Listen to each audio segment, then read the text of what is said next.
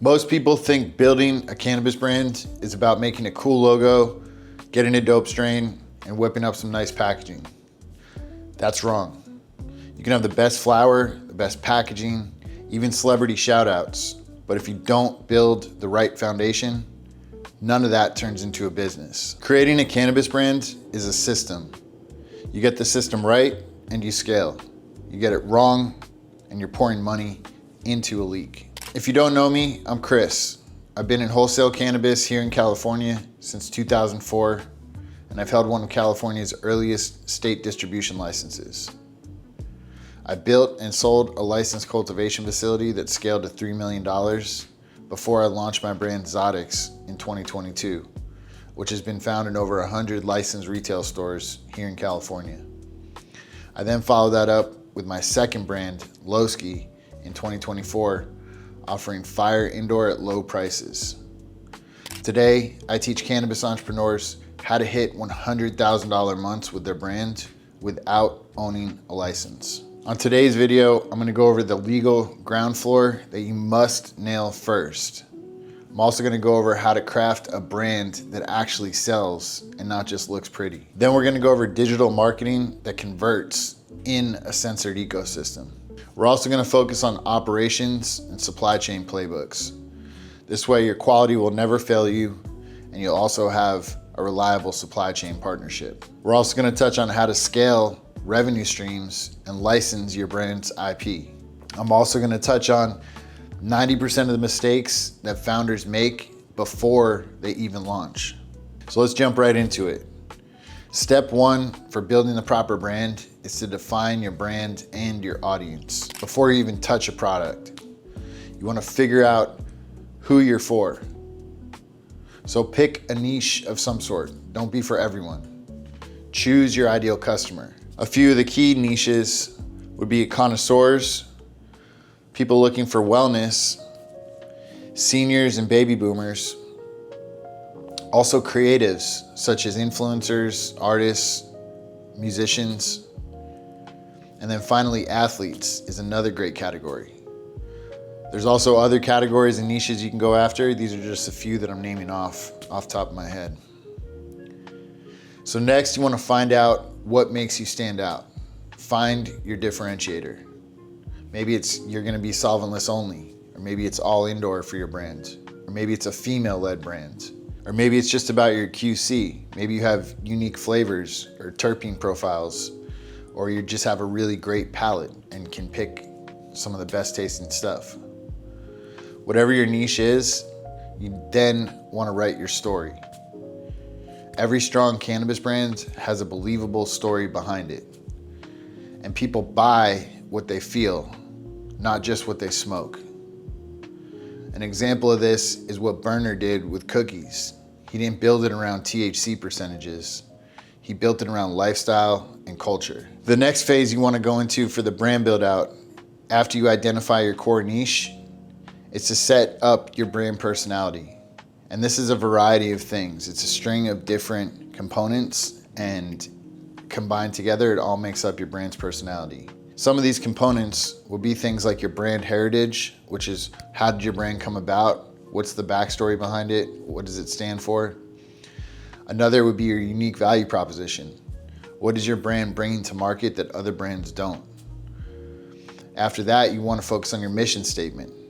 This is different than your unique value proposition, so don't get those two combined. Another core asset is your brand voice. Your brand voice and your brand positioning. And your brand voice is how your brand sounds to people. Your brand positioning is how you position your brand to your demographic. What does it stand for? What does it provide? What's the value of the brand? Why should somebody care about that over another brand?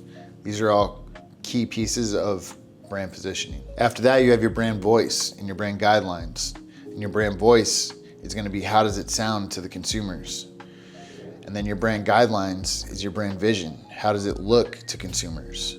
And this is very important to define because you don't want some of your visual assets to look different than others. When you have inconsistencies, you lose trust. And when you lose trust, you lose sales.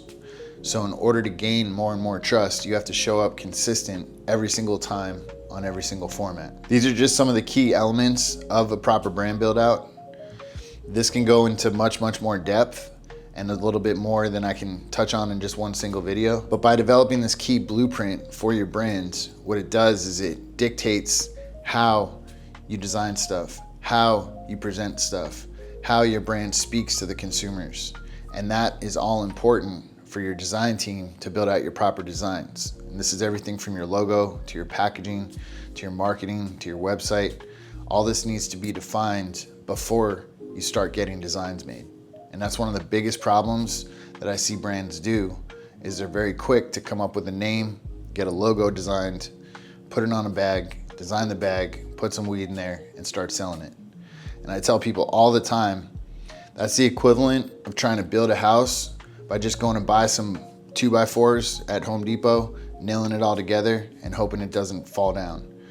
Versus getting a blueprint made by an architect, getting it engineered and approved by the city, getting a qualified licensed contractor to build it, having all the right inspections, building it out properly according to code, building it to the blueprints.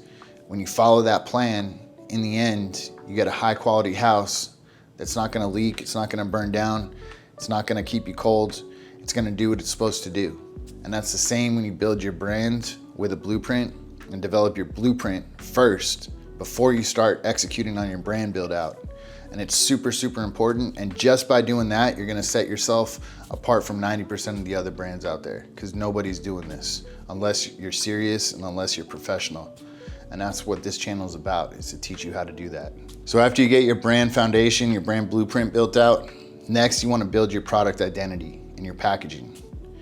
And now that you know who you serve, it's time to really make your brand look and feel like it belongs to them. So we're gonna start with visual identity. And for this, please invest in a real designer. I'm not talking about Fiverr logos or AI logos. You want one solid designer to build out your brand presence. And the reason I say this is your brand guidelines are gonna be developed by the best designer that you can come across. And don't cut corners on costs just to save some money on this, because this is literally your go-to-market. This is what everyone's gonna see and resonate with. If you cut corners on this, or just get a friend who knows Photoshop to whip up your graphics, you're already losing from the start. So don't cut corners, get a high quality designer. This is super important. And you at least want that high quality designer to build out your brand guidelines, your brand vision, and develop those key design elements at the highest quality possible. Because if you do that, what you can do next is get a secondary designer to do all your busy work designs. And I say busy work designs such as like menus, such as maybe some marketing assets. Maybe you got a holiday sale that's coming up and you just need to whip together a graphic to post on your social media, things like that. So most of the time, your highest quality designer is gonna be booked, he's gonna be expensive, he's not gonna have time to just pick up design elements on the fly, or you just hit him up, be like, yo, I need this menu made real quick, can you whip it up? If he's a really good designer, he's gonna have a line of clients in front of you. So you wanna have that designer build out the vision of your brand, build out your brand guidelines, your key designs, your key patterns, your key packaging. But then you wanna have your secondary designer focus on all your everyday design work, that they can then take those design elements that your main designer designed and reorganize those, repiece those together, take those assets and make whatever it is you need. And that comes to packaging too. That's why you want the best designer that you have access to design your packaging based off your brand guidelines. Because you want your jars, your bags, your boxes, whatever your packaging is, you want it to stand out on shelves, but you also don't want it to break compliance laws either. So a good designer, especially one with some previous cannabis design experience, is gonna be a perfect fit. That way they understand the compliance aspect as well as the design aspect. And as I mentioned earlier, the next key piece to focus on is consistency. And this is from your product photos to your website colors, your fonts. Every visual needs to feel like one identity. And remember, premium design builds trust even before the first hit of your product. Step 3 is social media mastery. If your social media isn't set up properly, nothing else matters. People don't trust what they can't find online, especially in cannabis. Some of the key platforms is obviously Instagram. This is gonna be the best visual platform for cannabis branding. But be careful. You wanna post high quality content such as behind the scenes content, founder stories, user testimonials, lifestyle content. But whatever you do, do not ever directly sell on IG. You will get banned. And unless you have someone on the inside, you'll need to start your account from scratch or pay thousands to get the account back. Next platform is X. Use this one for more unfiltered thoughts, product drops, and controversial takes. Controversy creates conversation, and don't be afraid to stand out based on what you believe in. The next platform is YouTube, and this is where you can create evergreen content. This can be documenting the cultivation facilities and processes, maybe some vlogs about the founder, about the team, about the brand progression, event recap videos, even question and answer videos. Those are great too. But this is gonna build long-term credibility and a strong connection with your audience. The next major platform is TikTok.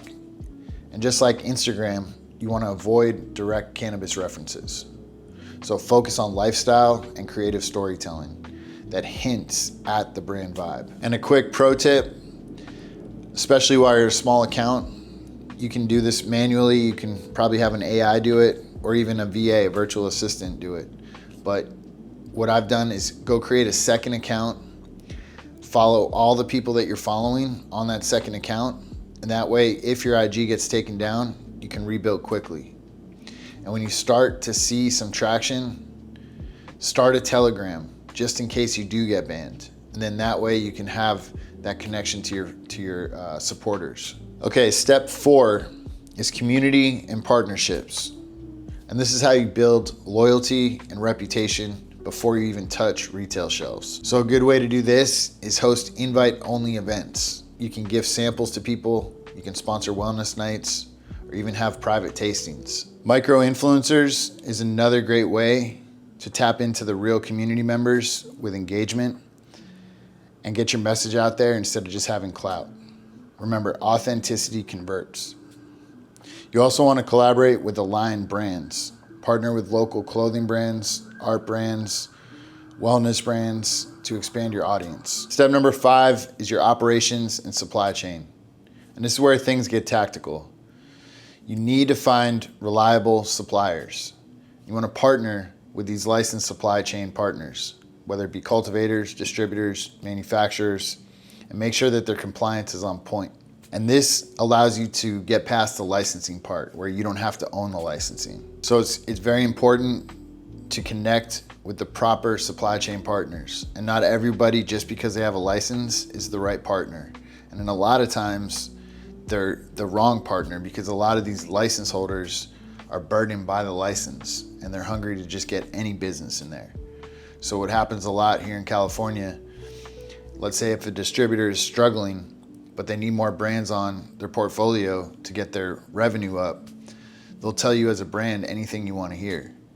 And then when it really comes down to it, when it's time to make collections, when it's time to pay out invoices, when it's time to do other key things that the distributor needs to do, and they drop the ball because they either don't have their infrastructure in place, they're on a shoestring budget, and they don't have the proper team built out, they don't have the proper equipment, such as the right trucks, the climate control, things like that, security. So being with the wrong supply chain partner can make or break your brand. So don't just get in with the first one that you meet. You want to vet them out properly.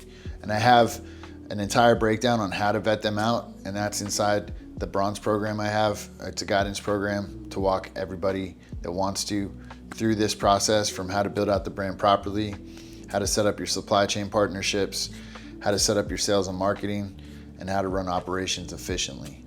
So if that sounds like something you're interested in, click the link below. There's a free webinar that walks you through the whole breakdown. And then if it sounds like something you're interested in, book a call with me and we'll go through your situation, see if it's a good fit. So when working with these supply chain partners, you want to make sure to stay transparent. The best way is to use digital systems to track samples, returns, as well as your brand's performance. Data is everything.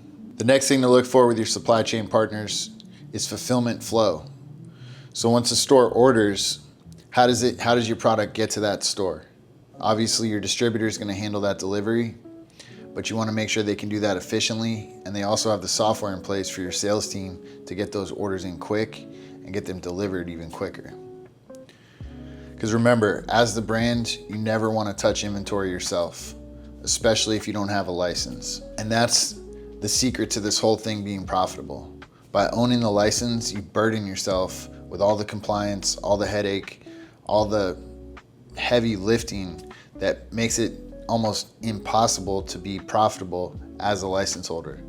The ones that are profitable are very lucky. Not even lucky, but they've carved out a lane for themselves, and they've had a bit of luck on their side to make it as far as they have and also be profitable while owning a license. But 90% of license holders are not profitable, and it really comes down to the brand that actually makes them profitable if they are. Such as cultivators and retailers, one of the main ways that those license holders become profitable is by having a house brand.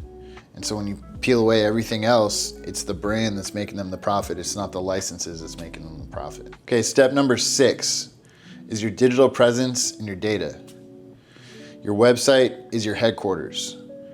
So even if you're not direct to consumer and you're not selling things off your website, it's how people are gonna verify that you're real. And it's also gonna tell your story and show your products. You can also use it to sell your merch. But whatever it is you're putting on your website, you wanna make sure to optimize it for SEO.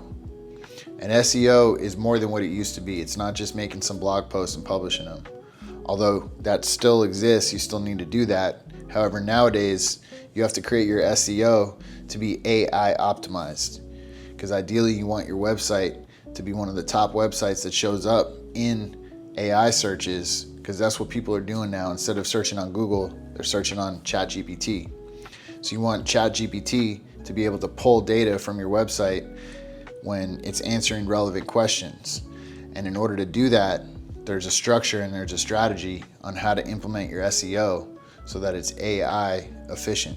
Next is your email and SMS. You want to collect emails at events or through your site. And you want to send education and behind the scenes content, not just promos. You want to give them value. And this is super important, especially at events. It's almost better to collect email addresses and phone numbers than it is to get followers on your IG. But if you can, do both. Okay, next is your analytics. And this is where you track engagement, your sell-through rates, and your top SKUs. So you want to use this data to decide what strains or SKUs to double down on and scale up. Step number 7 is compliance and protection. Once your foundation's solid, lock in your protection.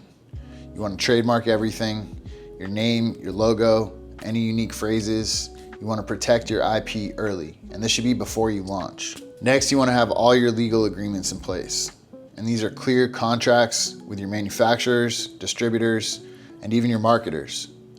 You want to define your payment, the scope of work, and any penalties involved if they miss deadlines, or even on your behalf if you mess up. And then finally, you need a tax strategy. And this is not something I can teach. You need to hire a cannabis CPA who understands the 280E law, and that's gonna help you save thousands of dollars and a lot of headache. And when it comes to compliance, by staying ahead of the compliance, it can save you money, not only from, say, packaging compliance changes, say they change some packaging details or they're cracking down harder on packaging that appeals to children, for instance. You want to stay ahead of that, because if they end up pulling your brand off the shelf with a recall, not only do you waste all that time and money of being on the shelf and missing all those sales, but everything that you put into that branded product that's on those shelves needs to be taken off and destroyed. So all the flour that's in it, all the costs that it costs you to package and test it, the distribution fee, the sales fee, those still need to be paid. So it's going to be a huge, huge loss if you get any products recalled. So it's why it's super important to follow the compliance guidelines, stay on top of it, set alerts if you got to. You can set Google search alerts based on keywords, especially now with AI. There's some other strategies to stay on top of that compliance changes. Or the tried and true method is have a good lawyer on your side. Make sure they reach out when changes happen, before they happen, and that way you can stay ahead of that. Step number 8, as you launch the brand, you want to focus on your local domination first. So start small and own your area before scaling statewide. And you can do this a number of ways. First off, your budtenders are the most important to your sales. They're the front lines. They're the ones recommending products to the customers that are walking into the store, asking the budtenders, what do you recommend? So you want to train your retail staff not only on your products, but also the brand story, the heritage, the talking points, and these are your best salespeople. So the more that they know, the more that they can internalize and understand, the easier it is for them to accurately talk about your brand. Another way to connect locally is through grassroots pop-up events. So sponsor as many of these small events as you can. And you want to collaborate with local artists as well as doing brand activations. And these are going to create lasting community trust. So what I did for the first 3 years I launched Zodix, continuously going up to events, small to large, didn't matter. Travel all around the world for that. And I still do it to this day. And the ROI on it is unmatched. You can't put a price on that. So next thing I want to touch on real quick is a lot of people are confused by thinking that they need to have a store. That in order for them to be a successful worldwide brand, they need to have retail locations. And the reason why I think a lot of people think like this is because of how Cookies did it. They came out the gate as one of the biggest brands, and then you saw them start popping up all these stores around the country, even around the world. They got a store in Thailand, and I think a few other countries. But this is not the case. As a brand, the store is a huge burden. They're two separate operational components. They're two separate markets. They're two separate ways to brand. You can't just expect your cannabis brand to lay over onto a retail brand and have it just work. The whole Cookies thing was kind of a fluke, and it happened also because of a lot of hype around them, and not just hype from the consumers, but hype from the investors. Because investors and corporate operators that were coming in, they don't understand the cannabis culture. And so what they were looking for is like, okay, who's the most popular? Who's the coolest? Let's get them on the team. And then that's how you got these crazy valuations that Cookies was worth upwards of 800 million, $1 billion, because these money guys from Wall Street were raising up these valuations, everyone trying to get them on their side. So retail dispensaries are not necessary for your brand success. And in fact, it's gonna separate your focus and it's gonna burden you with a lot of operational risk, struggle, and effort and focus that just gets thrown down the drain when retail is involved in the equation. So when you have a retail location, the strategy with that, it really comes down to location and parking. And that's what makes a strong retail dispensary. You need to be located in a place where there's a lot of traffic, whether that be foot traffic or driving traffic. And especially if there's driving traffic, you need good parking. So if you don't have those two things, your dispensary is just not going to be one of the upper echelon dispensaries. However, with a cannabis brand wins through identity, partnerships, distribution, and most importantly, creating an emotional connection with the supporters of that brand, with the brand's target demographics.